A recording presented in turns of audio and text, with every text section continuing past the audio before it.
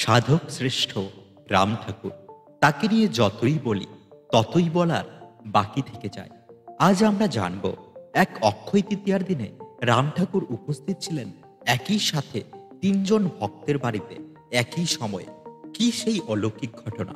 আরও জানব নানা অলৌকিক বিভূতি, যেমন লেখক ফণীন্দ্র মালাকারের কাঁধে কাঁধ রেখে রাম ঠাকুর ও লেখক 10 মাইল পথ অতিক্রম করেছিলেন মাত্র 20-25 মিনিটে, তাও পায়ে হেঁটে।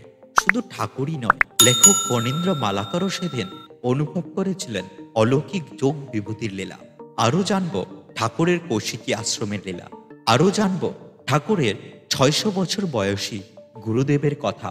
জানব ঠাকুরের ছোটবেলার কিছু কাহিনী ঠাকুরেরই শ্রীমুখে। তো বন্ধুরা, সম্পূর্ণ ভিডিওটি দেখবেন, কিন্তু একদমই স্কিপ করবেন না, কারণ আমি পাঠ করছি রামভাই স্মরণে বইটি থেকে। আর এই বইটির প্রতিটি লাইনে রয়েছে ঠাকুরের কৃপা প্রসাদ, অলৌকিক বিভূতি ও বিভিন্ন যৌগিক ও আধ্যাত্মিক উপদেশাবলী। তো এর কোনো কিছুই আপনি মিস করবেন না। তো চলুন শুরু করি আজকের এই ভিডিওর সমস্ত কন্টেন্ট গ্রহণ করলাম রামভাই স্মরণে বইটি থেকে। আর তাই ভিডিওর সমস্ত কৃতিত্ব অর্পণ করলাম রাম ঠাকুর ও তার প্রিয় ভক্তজনের চরণ কমলে। চলুন শুরু করি আজকের এই ভিডিও। আপনি যদি চ্যানেলে নতুন হয়ে থাকেন বা এখনো সাবস্ক্রাইব না করে থাকেন, তো অবশ্যই সাবস্ক্রাইব করুন আমাদের এই চ্যানেল সাধন কথা। আপনাদের একটি সাবস্ক্রিপশন আমাদের এরকম আধ্যাত্মিক ভিডিও বানাতে আরো উৎসাহ প্রদান করে। ভিডিওটি ভালো লাগলে একটি লাইক করবেন আর কমেন্টে লিখবেন জয় রাম, জয় গোবিন্দ।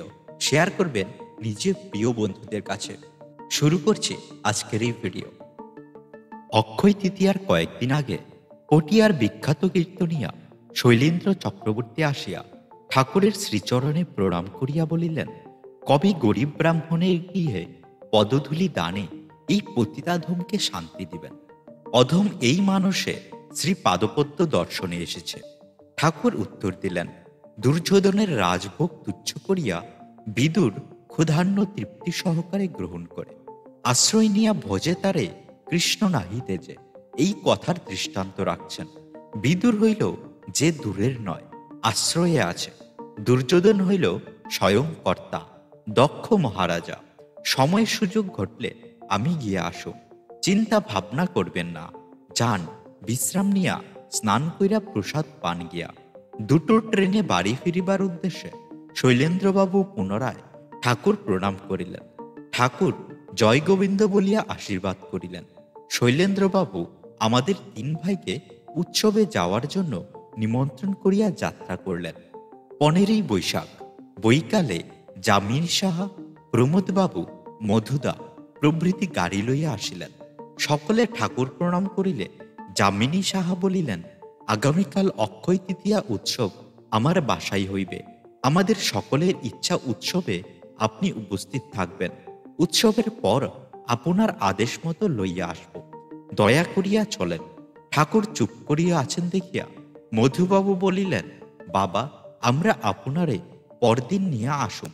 ঠাকুর কিছু বলিলেন না দেখিয়া প্রমোদবাবু ঠাকুরকে যাইতে মিনতি জানাইলেন। ঠাকুর বললেন, উৎসব আগামীকাল, কাল যে কোনো সময় গিয়া দেখা শুনে আসলে উপস্থিত থাকার সামিল হইল। আপনাকে কারো আসতে হইব না, আমি নিজে যাবো, আজ যাবো না। যামিনী সাহা বললেন, বাবা, আপনি এখন গেলে আমরা নিরুদ্বেগে আনন্দে থাকিতাম। ঠাকুর বলিলেন, উদ্বেগের নিরানন্দের কোনো হেতু দেখি না। গুরুর বাক্যই গুরু বইলা মানতে হয়। এই কথা পর প্রমোদবাবু বললেন, আপনি দয়া করে গিয়ে দেখে শুনে আসবেন। সকলে ঠাকুর প্রণাম করিয়া চলিয়া গেলেন। পরদিন 10:30টায় ভোগ গ্রহণান্তে বলিলেন, এখন আপনারা যাইয়া স্নানাহার করিয়া বিশ্রাম করেন গিয়া। বিশ্রামের সময় লোক আসতে দিবেন না। এ কথা বলিয়া ঠাকুর মালসিখানি দিয়া আপাত মস্তক ঢাকিয়া শয়ন করিলেন। আমি বাহির হইয়া দরজায় শিকল দিয়া চলিয়া আসলাম। ঠাকুর ভোগের পূর্বেই বরদা যামিনী সাহার বাসায় উৎসবে যান। 2টা বাজিলে ঠাকুর নিকট যাইয়া মালসির উপর দিয়া বাতাস দিতে থাকিলাম। 2:30টার সময় ঠাকুর হঠাৎ মালসিটি ফেলিয়া দিয়া উঠিয়া বসিতেই আমি পাখা সরাইয়া লইলাম। তুমি এখানে কি করছিলা? ঠাকুর প্রশ্ন করিতে জানাইলাম, অসম্ভব গরম দেখে তোমাকে বাতাস দিচ্ছিলাম। ঠাকুর একটু পরে কোষ্ঠী লেখা শুরু করলেন। আমি চলিয়া আসিলাম। 3:30টায় বরদা, যামিনী সাহা, প্রমোদবাবু, মধুবাবু ঠাকুরের নিকট হাজির হইয়া দেখিলেন ঠাকুর কোষ্ঠী লিখিতেছেন। একটু পরে ঠাকুর মুখ উঠাইয়া দেখিয়া বলিলেন, এ কি, আপনারা উৎসব ফিরে আসছেন কেন? আমি গিয়া সব দেখা শুইনা 2:30টায় ফিরে আসছি। প্রমোদবাবু বললেন, আমরা সকলে আপনাকে দেখেছি। আপনি পূজা স্থান দেখে বাহির হইবার সময় বলিলেন, ঘুইরা সব দেখা যাই। আমরা আপনাকে অনুসরণ করে চলবার সময় আপনি লোকের ভিড়ে ভিতরে ঢুকে যাইবার পর বহু খোঁজাখুঁজি করে না পেয়ে এখানে খোঁজ করতে এসছি। ঠাকুর বলিলেন, উৎসবে আমারে উপস্থিত হইতে বলেছেন, আমি উপস্থিত হইয়া সব দেখে আসছি। যামিনী বাবু বললেন, একটু কিছু ভোগ নিয়ে না আসায় আমরা শান্তি পাচ্ছি না। ঠাকুর, ভোগ নেওয়া যা, না নেওয়াও তা, এই জন্য অশান্তি বোধের কিছুই নেই। এখন যান গিয়া উৎসব সম্পন্ন করুন। তাহারা প্রণাম করিয়া চলিয়া যাইবার সময় আমি ও ঠাকুর ভাই ওই গাড়িতে প্রসাদ পাইতে চলিলাম। বরদা প্রসাদ পাইয়া আসিয়াছে। যাইবার পথে মধুদা জিজ্ঞেস করলেন, মণি ফণি ঠাকুর কি ঘরে ছিলেন? বললাম, শয়ন অবস্থা থেকে ঠাকুর 2:30টায় উঠেছেন। শুনিয়া তাহারা স্তম্ভিত হয়ে গেল। প্রসাদ পাইয়া আমরা সন্ধ্যায় বাড়ি ফিরলাম। একদিন বৈকালবেলা শরৎচন্দ্র কাব্যতীর্থ ও অন্যান্য কয়েকজন ভক্ত আসিয়া ঠাকুরের উপদেশ শ্রবণকালে কাব্যতীর্থ মহাশয় প্রশ্ন করলেন, বাবা, গুরু ভিন্ন কি ঈশ্বর লাভ হয় না? ঠাকুর, গুরু ভিন্ন এই জগতে কিছুই লাভ হয় না। আপনি যাগো কাছে খাইতে, হাঁটতে, কথা বলতে, কাজ করতে শিখেছেন, সকলেই গুরু বই নয়। ধর্মজগতেও একই কথা। আগুন সর্বত্র আছে, পাথরের মধ্যেও আছে, শূন্যেও আছে, শুকনা কাঠের মধ্যেও আছে। থাকলে কি হবে? আগুন পাওয়া যাইবে কিভাবে? যেইখানে আগুন জ্বলছে সেইখানে গেলে অতি সহজে পাওয়া যাইবে। সেইরূপ ব্রহ্ম বা ঈশ্বর চিন্ময় রূপে সর্বলোক ব্যাপী বিরাজ করলেও ব্রহ্মবিদ গুরুর আশ্রয় ভিন্ন ব্রহ্ম দেখাও যায় না, ধরাও যায় না। যেহেতু একমাত্র ব্রহ্মবিদ গুরুতেই ব্রহ্মের চিন্ময় শক্তি বিশেষভাবে বিকাশিত হইয়া আছে, সুতরাং ব্রহ্মবিদ গুরু ভিন্ন ঈশ্বর লাভ অসাধ্যই বৈকি। কাব্যতীর্থ, মহাপুরুষেরা আমাদের ন্যায় দৈহিক সুখ দুঃখ বোধ করেন কি? ঠাকুর, করেন বৈকি। দেহ যখন ধরেছে দেহ বোধও আছে। কাব্যতীর্থ, তবে যে বলা হয় মহাপুরুষেরা সুখ দুঃখের অতীত। ঠাকুর, সেই কথা সত্য। মহাপুরুষগো সুখ দুঃখ অতীত একটা অবস্থা আছে, সেই অবস্থারে সমাধি বলা হয়। সেই অবস্থায় দেহাত্ম বোধ থাকে না। দেহাত্ম বোধের অভাবে সুখ দুঃখ রীতি নাই, মন বুদ্ধিরও গতি নাই। প্রশ্ন, হরে কৃষ্ণ রাম এই শব্দ তিনটি কি? উত্তর, এই তিনটি হল প্রণব বা অনাহত নাদ।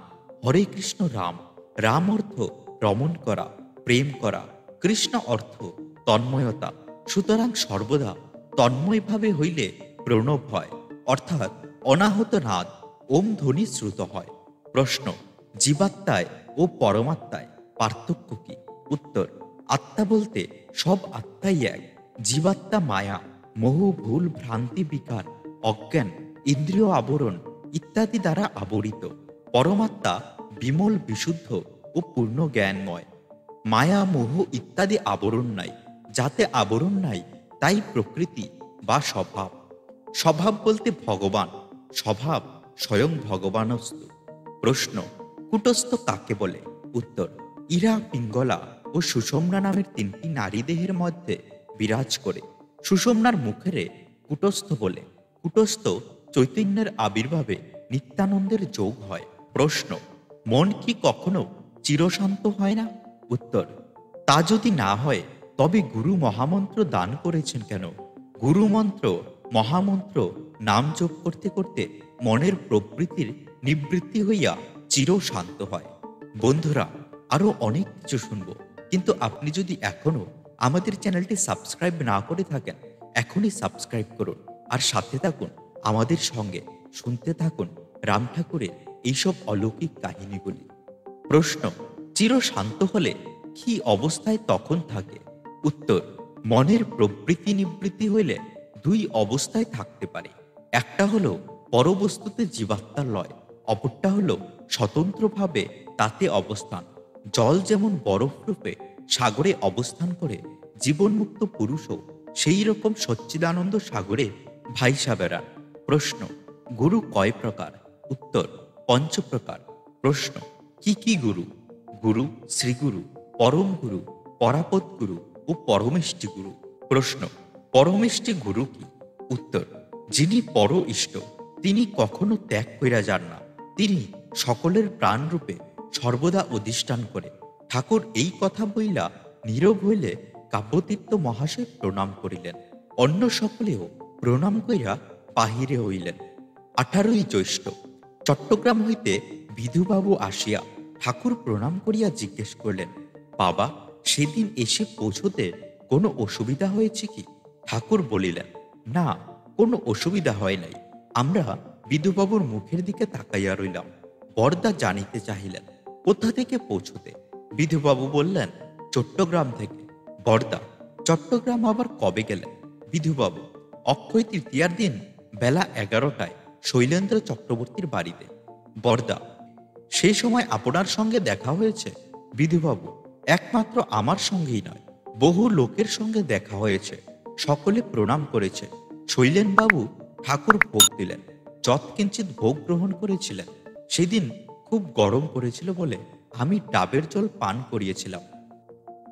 বরদা, সেখান থেকে আসলেন কবে? বিধুবাবু, সেদিন দুপুর সময় আমাকে ঠাকুর বললেন স্টেশনে তাকে নিয়ে গিয়ে ফেনীর টিকিট কেটে ট্রেনে উঠিয়ে দিতে। শৈলেনবাবু ও বাড়ির সকলে বহু কান্নাকাটি করলেন, অন্তত সেই দিনটা থাকার জন্য। কিন্তু ঠাকুরের এক কথা, না, থাকা যাইব না, কাজ আছে। আমরা সকলে বললাম, শুনলেন না? অগত্যা স্টেশনে নিয়ে টিকিট কেটে বসিয়ে দিয়ে আমি সঙ্গে আসবার অনুমতি প্রার্থনা করায় বললেন, উৎসব ছাইরা যাওয়ার প্রয়োজন নাই, 2:30টায় ট্রেন ছাড়লে আমি চলে যাই। বরদা, কি করে কি হলো কিছুই বুঝতাম না। বিধুবাবু, কেন কিছু বুঝলেন না বলছেন? বরদা, তখন অক্ষয় তৃতীয়ার দিন ফেনী যামিনী সাহার বাসায় ঘটনা আনুপূর্বিক বলিলেন। এই ঘাটে ঠাকুর 2:30টা পর্যন্ত শয়নে ছিলেন, পরে উঠিয়া কোষ্ঠী লিখিয়াছেন। বিধুবাবু শুনিয়া স্তব্ধ হইয়া রইলেন। বেলা শেষে প্রমোদবাবুরা আসিয়া ঠাকুর প্রণাম করিয়া বসলে বরদা ও বিধুবাবু আসিয়া বসিলেন। বরদা তখন বিধুবাবুর কথিত অক্ষয় তৃতীয়ার দিনে ঠাকুর চট্টগ্রামে শৈলেন্দ্র চক্রবর্তীর বাড়িতে উপস্থিত হয়েছিলেন সেই কথা সকলের নিকট প্রকাশ করলেন। শুনিয়া সকলে বিস্মিত হইলেন। মধুদা ঠাকুরকে জিজ্ঞেস করলেন, বাবা, অক্ষয় তৃতীয়ার দিন শৈলেন্দ্রবাবুর বাড়িতে গিয়েছিলেন? ঠাকুর, হ, গিয়া কয়েক ঘন্টা থাইকা আসছি। আপনারা নিমন্ত্রণ করেন বইলা যাই। কেন, কি হয়েছে? মধুদা, না না, কিছু হয় নাই, আনন্দই হয়েছে। সেদিন থাকলে অধিক আনন্দ পেতাম। ঠাকুর, সবই পূর্ব নির্দিষ্ট। মধুদা, সকল স্থানে এক সময় উপস্থিত হয়েছিল বলেই আমরা ভেবে পাই না এটা কি করে সম্ভব হলো। ঠাকুর, সম্ভব হইব না কেন, আমি উপস্থিত ছিলাম। মধুদা, আপনি উপস্থিত ছিলেন তার জীবন্ত প্রমাণ আমরা। আমরা সচক্ষে আপনাকে দেখেছি, শ্রীচরণ ধরে প্রণাম করেছি। ঠাকুর, তাহা হইলে গোলমাল ঠেকল কোনখানে? মধুদা, ওই যে একই সময় 3 স্থানে আপনার উপস্থিতি। ঠাকুর, ও তাই বলেন, ওইটা কিছু না, ওই রকম পূর্বেও হয়েছে, এখনো হয়। এই বলিয়া ঠাকুর নীরব হইয়া প্রমোদবাবু ধীরে ধীরে বলিলেন, ঠাকুরের ব্রজলীলায় এরূপ ক্রিয়ার দৃষ্টান্ত আমরা দেখতে পাই। ঠাকুর কিছু বলিলেন না। বহুদিন পূর্বে ঠাকুর একদিন কৌশিকী আশ্রমের একটি কথা বলিয়া আর বলেন নাই। অবশিষ্ট কথা শুনিবার ইচ্ছা পূরণ করিবার সময় সুযোগ ঘটিতেছিল না। অবশেষে অপ্রত্যাশিতভাবে 28 জ্যৈষ্ঠ সেই সুবর্ণ সুযোগ ঘটিল। দিবা 11টায় ভোগ অন্তে উকি দিয়া দেখি ঠাকুর জামা গায়ে দিয়া কোথাও বাহির হইবার জন্য প্রস্তুত হইয়া বসিয়া আছেন। আমি উকি দিতে এইখানে আসো বলিয়া ডাকিলে আমি দরজা খুলিয়া ভিতরে প্রবেশ করিলাম। ঠাকুর বলিলেন, যাও, জামা পইরা আসো, বেড়াইতে যাও। জামা গায়ে দিয়া ছাতাখানি লইয়া উপস্থিত হইলাম। আমার হাতে ছাতা দেখিয়া বলিলেন, ছাতা রাখিয়া আসেও। আমি ছাতা রাখিয়া খাটের তলা হইতে কাপড়ের জুতা লইয়া ঠাকুরের পায়ের সামনে বসিলে ঠাকুর খাট হইতে নামিয়া বলিলেন, জুতার প্রয়োজন নাই, চলো বলিয়া হাঁটিতে শুরু করলেন। আমি অনুগমন করলাম। তখন দিবা একটা। বাড়ির সকলে দিবা নিদ্রায় অচেতন। প্রখর রৌদ্র, বাতাসের নামগন্ধ নাই, উত্তপ্ত বালুকা। বেড়াইবার এমন অনুকূল সময়ও হয় দেখিয়া আমি মনে না হাসিয়া পড়িলাম, কিন্তু আমার হাসি অচিরে যন্ত্রণায় পর্যবসিত হইল। ঠাকুর হাঁটিবার সময় কখন কুমোর গাছ, কখন লাউ গাছ ইত্যাদি নানা প্রকার গাছ লাগাইতে হয়, কিভাবে উহাদের সেবা যত্ন করিতে হয়, কিভাবে প্রণালীতে অধিক ফসল ফলাইতে হয়, সেই সম্বন্ধে বলিতে বলিতে চলিতেছেন। আমি অনুসরণ করিবার সময় ঠাকুরের পদচিহ্নের উপর আমার পদচিহ্ন যেন না পড়ে সেই দিকে সতর্ক দৃষ্টি রাখিয়া চলিতেছি। বিধায় ঠাকুরের কথার সঙ্গে আমার জবাব গরমিল লক্ষ্য করিয়া ঠাকুর দাঁড়াইয়া বলিলেন, তুমি এত অন্যমনস্ক হইয়া পড়ছ কেন বুঝেছি, তাই উল্টাপাল্টা জবাব দিতেছ। ঠাকুর আমাকে টানিয়া লইয়া আমার কাঁধে বাম হাত রাখিয়া ঠাকুরের কাঁধে আমার ডান হাত রাখিতে বলিলেন। তাহাই করিলাম। এইবার হাঁটিতে আরম্ভ করিলাম। বন্ধুরা, কি অপূর্ব ঘটনা! ভক্ত ও ভগবান একে অপরের কাঁধে হাত রেখে হাঁটছে, ভাবলেই গা শিউরে ওঠে। গুরুকে এত কাছ থেকে পাওয়া সত্যি সৌভাগ্যের ব্যাপার। আর আপনাদের যদি ভিডিওটি ভালো লেগে থাকে একটি লাইক কিন্তু অবশ্যই করবেন, আর কমেন্টে লিখবেন জয় রাম, জয় গোবিন্দ।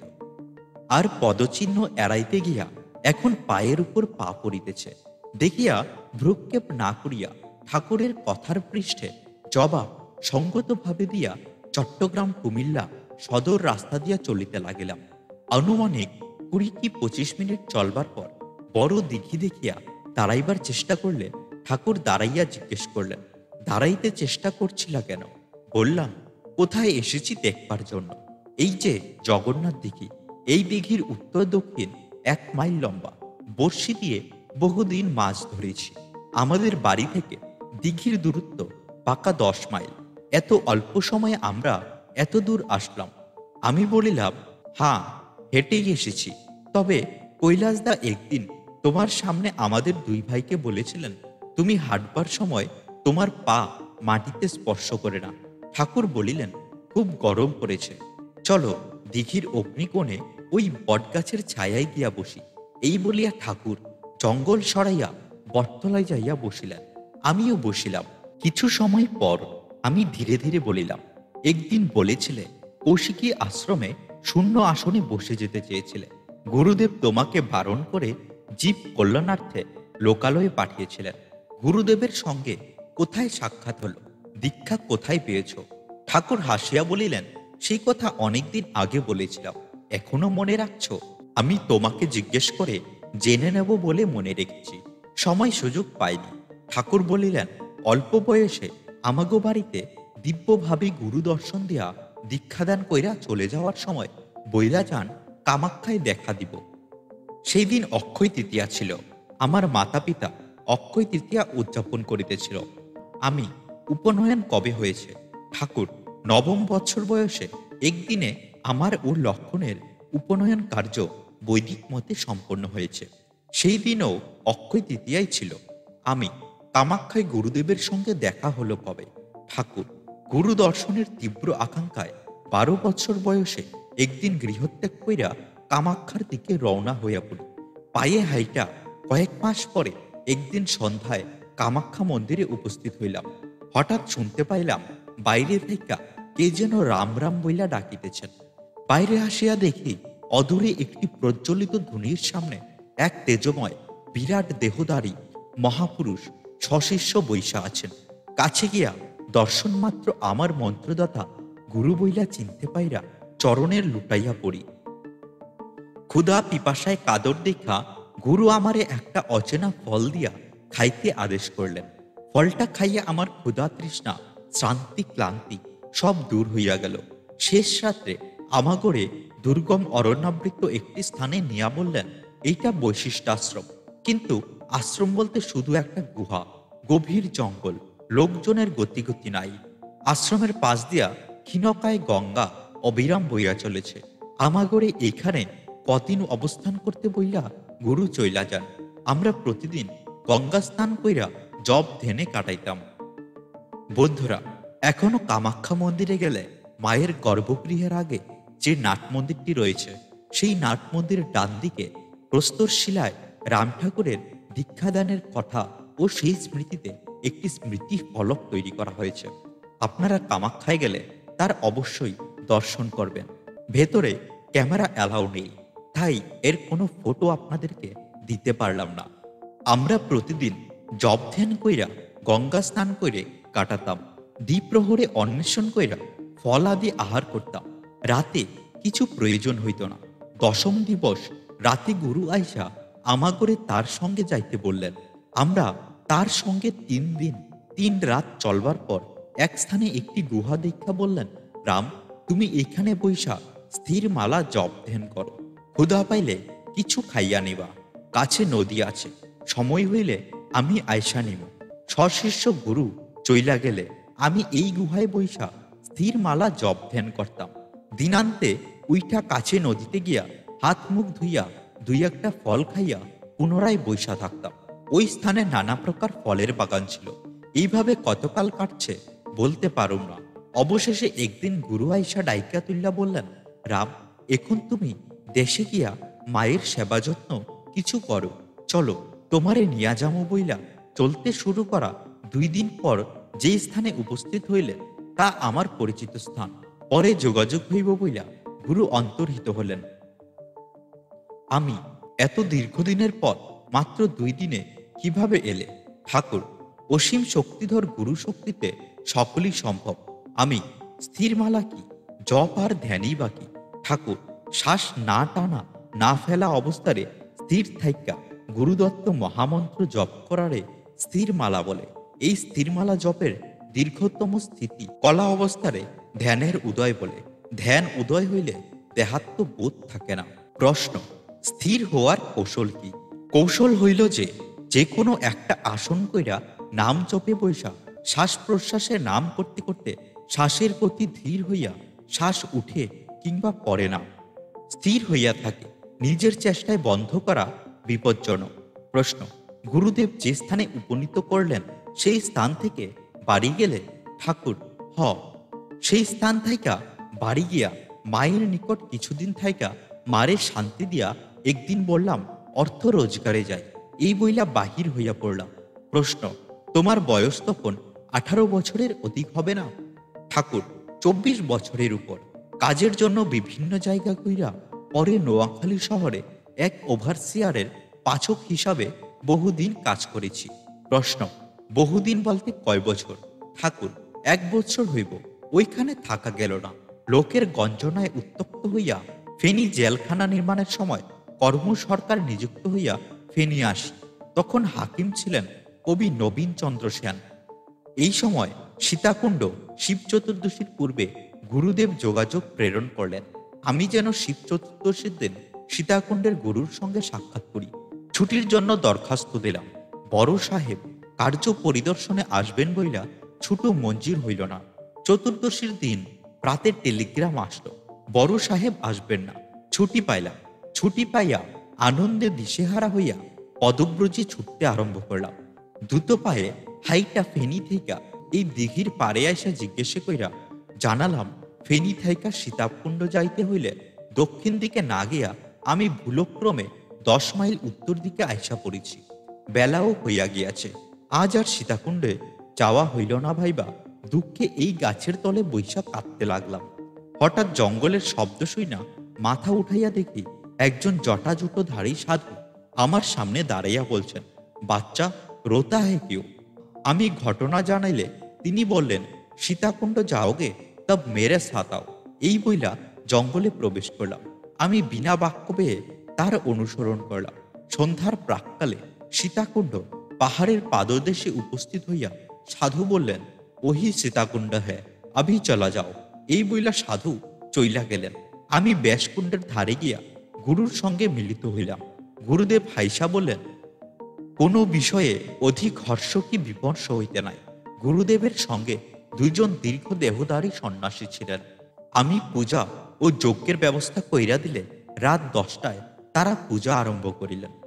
পূজা অন্তে যজ্ঞ হোমাদি সম্পন্ন করতে 4টা বাইজা গেল।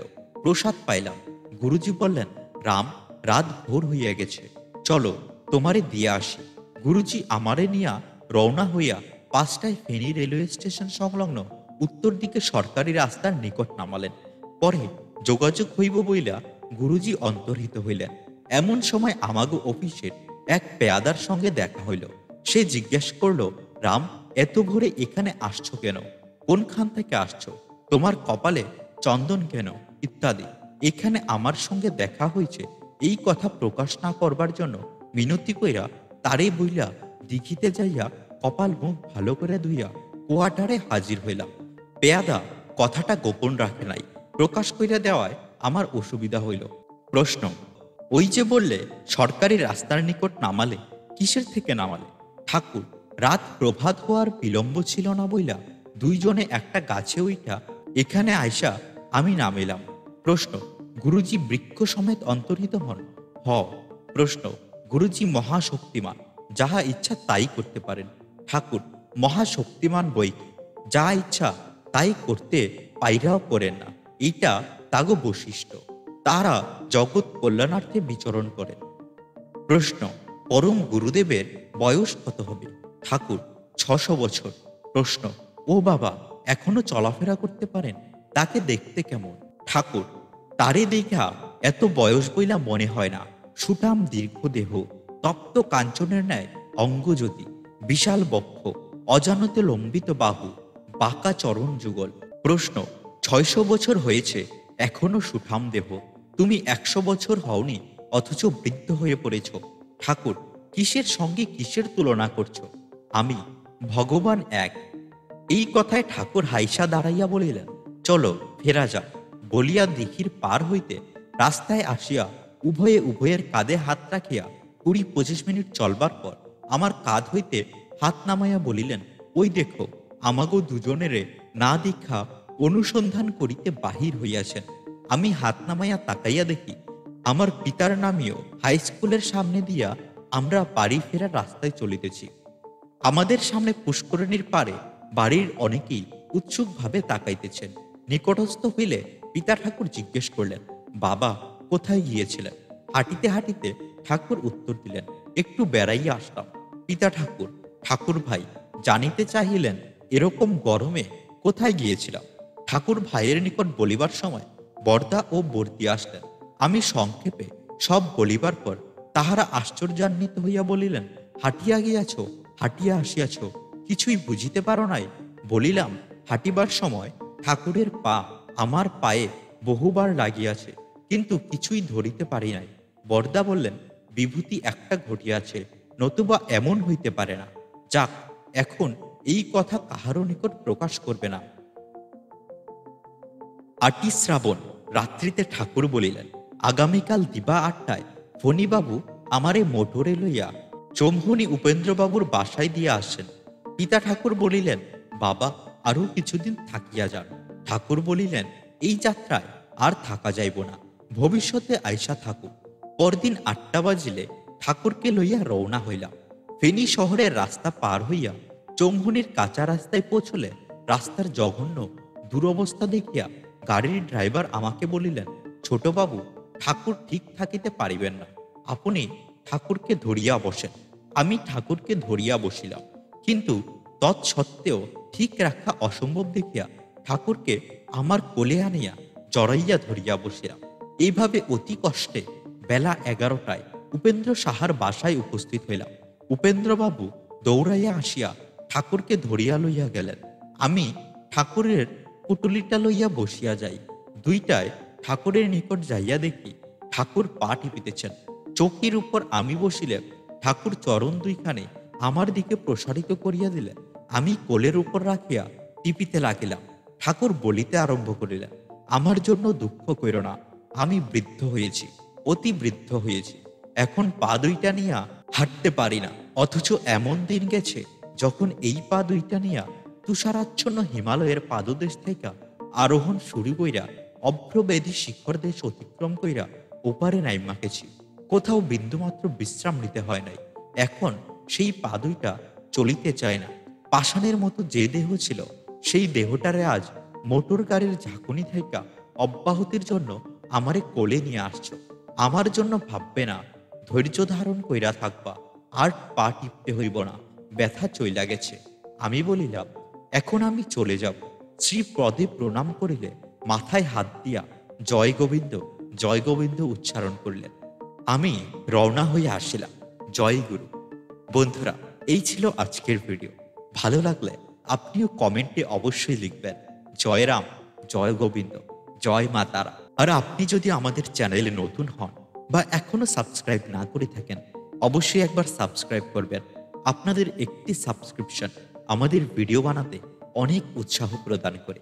দেখা হচ্ছে পরের ভিডিওতে। ভালো থাকবেন, পাশে থাকবেন। জয় গুরু, জয় মা।